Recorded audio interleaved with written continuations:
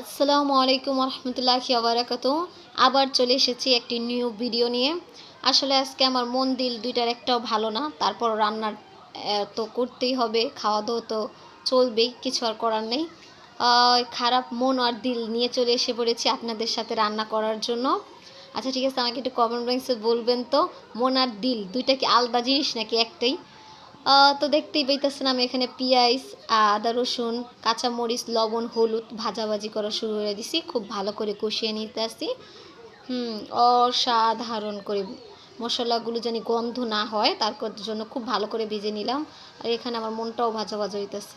যাই হোক, যা যা তরকারি আমার আজকে বাসায় ছিল সব তরকারি কেটে ফেলছি।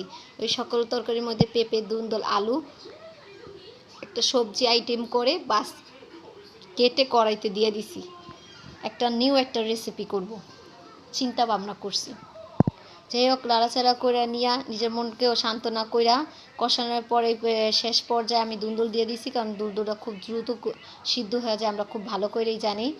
যেন একদম নরম না হয়ে যায় তার জন্য আলু আর পেঁপে ভালো করে কষানোর পরেই দুন্দুলটা দিয়েছি। এখন কষানোর শেষ হয়ে গেছে, এখন একটু পানি দিয়ে দিলাম।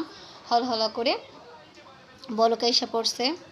এখন অবশ্যই আমাদের ভাজা মাছগুলো, যেগুলো আমরা পুঁটি মাছ খুব সুন্দর করে কেটে ধুয়ে ভেজে নিয়েছিলাম হলুদ মরিচ দিয়ে, বাকি তেলের অংশটাও দিয়ে দিয়েছিলাম। বলকের দ্বিতীয় পর্যায়ে আবার ধনিয়া পাতা দিয়ে ভালো করে নেড়ে চেড়ে নিলাম। এবার তো ক্ষুধাও লেগেছে, এবার খেতেই হবে। পাতে নিয়ে খেয়ে অসাধারণ হয়েছে, মাশাআল্লাহ। অবশ্যই আপনারা সবাই শেয়ার